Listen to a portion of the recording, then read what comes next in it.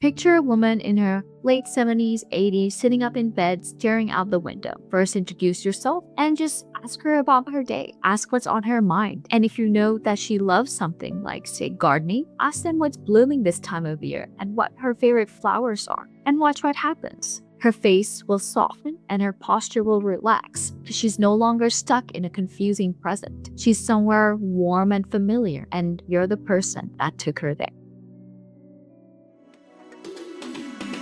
Welcome to the Care Chronicles with a Caring Touch, where compassion meets wisdom in every episode, dedicated to our beloved seniors and caregivers. Join us as we explore the heartwarming stories, experts' insights, and practical advice that make every moment with our elderly truly special. Get ready for insightful conversations, practical tips, and heartfelt moments that warm the heart and nourish the soul. Because here at A Caring Touch, we believe in laughter, learning, and love as essential ingredients to aging gracefully. So tune in, relax, let A Caring Touch be your guide to making every moment count. Welcome back to the Care Chronicles. It's been a little while, and if you've been with us since the beginning, thank you for sticking around. We're back, and I'm so glad to be here with you. Today, I want to talk about and explore something we all want and crave as human beings: connection. And we're going to look at it through the lens of caregiving, specifically what connection means and looks like when you're caring for someone with Alzheimer's disease. So let's get into it. Let me start with a story. I was volunteering at a facility around the holidays. Christmas music was playing, the decorations were up, the whole place just had that warm, cozy feeling you only get at that time of year. And the staff did the sweetest thing. They gave out stuffed animals to the clients as gifts, little thoughtful gestures wrapped up in holiday cheer. One particular client received a stuffed cat. And, when she received it, picture this. She picked it up, looked at it for a moment, and then she started to gently pet it, slowly and again, gently. She pulled it close to her and started rocking it back and forth the way you would hold something that you loved. And then she started talking to us about pets that she used to have, telling stories about her dogs she had owned years and years ago, their names, their personalities, and funny things they used to do all came back to her, and her whole face lit up. She was laughing, and she was so genuinely touched by this little stuffed animal that the joy just poured right out of. That moment has stayed with me since because nobody planned for a therapy session that day. However, the staff just showed up with kindness and connection happened naturally. That is what this episode is all about. The staff just showed up with kindness and connection happened naturally. That is just what this episode is about. Let's talk about the heart of caregiving. When we think about caregiving, it's easy to get focused on the task, the medications, the meals, the appointments, the routines, which are all very important. And sitting right alongside all of those things is something that is just as essential, which is the human relationship. The connection between you and the person that you're caring for is very important as well. So, no matter what stage of Alzheimer's your client is in, one thing stays true: they can still feel. They still respond to kindness, to a familiar and gentle presence. And what they really need is to feel safe, seen, and not alone. And you have the power to give them that. That is your job. And isn't that a beautiful thing? You just need to show up, really show up, and be present, because that's where it all begins. So let's start talking about being present from the very first moment. It starts the moment you walk through the door or the moment you enter a room. Always approach your client or your loved one from the front. Never walk up behind them or speak to them from across the room. For someone living with Alzheimer's, being startled is genuinely distressing, and coming into view first, making eye contact, and giving them a moment to register that you're there That's the foundation of every single interaction. Then make sure you identify yourself every time.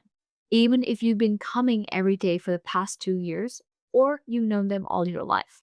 Don't be offended if they don't remember you. It's the disease and not a reflection of how much they value you. Just say your name, say why you're there, and let them settle in to the familiarity of your presence. A warm smile goes a long way.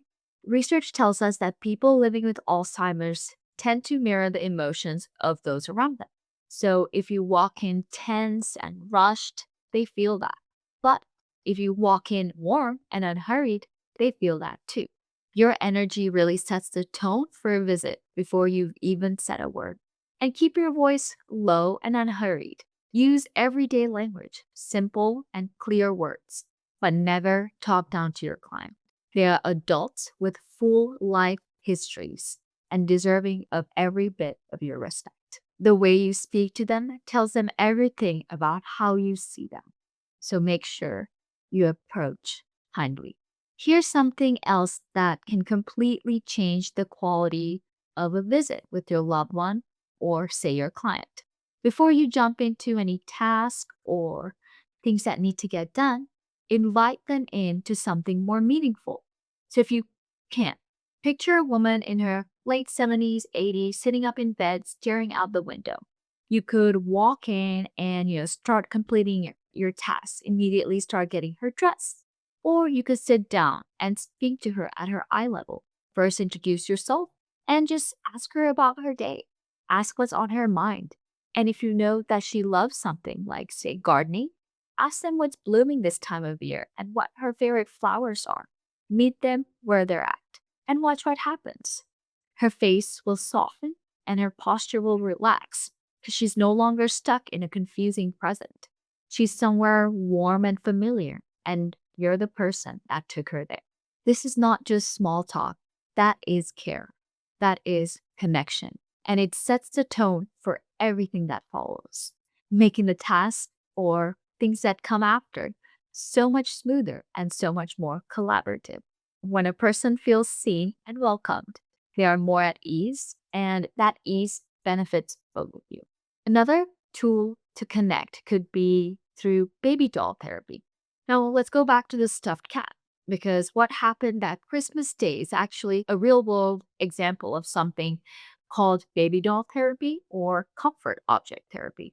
So, research has found that for clients living with Alzheimer's, holding and caring for a soft bodied doll or stuffed animal can reduce agitation, it can improve cooperation, and bring a genuine sense of calm and purpose. And when you think about why, it makes complete sense. For someone who has spent decades as a parent, a pet owner, or a nurturer, that instinct to care for something is still in there. It doesn't just disappear with the diagnosis. It doesn't fade just because their memory does. And when you hand them something soft to hold, something to rock or talk to, you're activating that instinct. You're giving them a role they still know how to play, one that brings them comfort, familiarity, and a sense of purpose. It's about, again, meeting your loved one or your client where they are and honoring the parts of their identity that are still very much alive. Another avenue to use to connect could be music. Use music as medicine. And there's something just so extraordinary about what music does for the brain, especially music from a person's own life. It's told to bypass the parts of the brain that Alzheimer's damages, creating new pathways and reaching something even deeper, something more durable. And you can have a client who hasn't spoken clearly in weeks suddenly sing every single word to a song from their 20s. It is remarkable to witness. Remember that Christmas scene? The music was playing, the lady was singing to the tunes, and the holiday energy was so high. And that woman with her stuffed cat was already in a beautiful headspace. The music was part of the why, and it created an atmosphere that was warm, familiar, and emotionally safe. that made everything else possible. Research on personalized music playlists for people with Alzheimer's and dementia has shown real improvement in mood, reduction in agitations, and a notable deepening of relationships between the residents, the staff, or clients and their family members. People who have been withdrawn and unreachable become present. Music has a way of bringing people back to themselves. So find out what your client loves. Ask their family if you need to. And look for clues around the home, albums, records, the radio station they always had on. And when you play it, you don't need to do anything elaborate. Just let it play. Be there and see where it takes them. If they start to hum along, hum with them. If they start to tell a story, lean in and listen. That is a door opening. So walk through it with them. And then there's pet therapy, which, as we saw, doesn't always have to mean a live animal. Animal assisted therapy has been shown to have a genuinely meaningful impact on people living with Alzheimer's. And when you think about the why, it makes so much sense, especially if you've ever had a pet of your own. Animals don't require language. They don't need you to know their name necessarily or remember it. However, they show up and are warm and present and respond to touch and tone. For someone who is losing words, losing names, losing the thread of conversation, an animal is a completely safe and non judgmental companion. Of course, any animal involved should be trained and comfortable in a caregiving environment. This is important for the safety of the client and the animal themselves. Research shows that interacting with an animal can help improve short term memory as well. For example, practicing calling a pet by their name or giving it a simple command. It can also unlock long term memories, just like the stuffed cat did with the resident. It unlocked a whole world of stories about her dogs from decades past. It stimulates the senses, the feel of fur, the warmth of an animal in your lap. It opens up communication in ways that feel easy and unforced. If you're working in a facility advocating for pet visitation or animal with assisted therapy programs, or even occasional visits make a real difference. If you're in home health, you can have a gentle, open conversation with your client and the family whether a companion pet might be a good fit or whether there are local groups that do pet visits.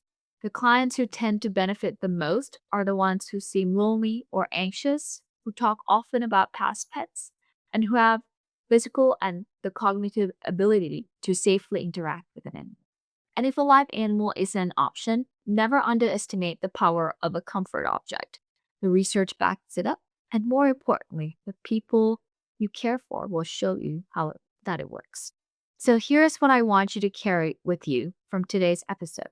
Every interaction is an opportunity for connection, not just about task completion. Always approach your loved one or your client from the front. Identify yourself every time and bring your warmest, most present self through that door. Invite your clients into memories. Ask them about their day, their garden, and listen and lean in to their stories. Music, comfort objects, and pet therapy are all evidence-based tools, and they work. One last thing, your mood is contagious, so make it a good one. Connection doesn't require perfect memory. It doesn't require perfect language.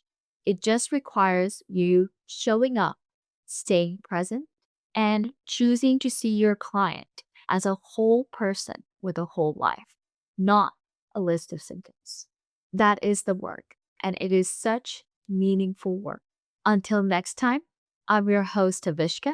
Take good care of yourselves and of the people who are lucky enough to have you. Have a wonderful day. Thank you for joining us on this heartwarming journey with a caring touch. Be sure to check out our website and connect with us on social media for more stories, resources, and ways to get involved. We're excited for you to join us again in our next episode, where we'll continue to explore the beauty of aging with grace and compassion and dive deeper into topics that matter to our elderly community. Until then, stay connected, stay caring, and we'll talk to you again soon on the Care Chronicles with a Caring Touch.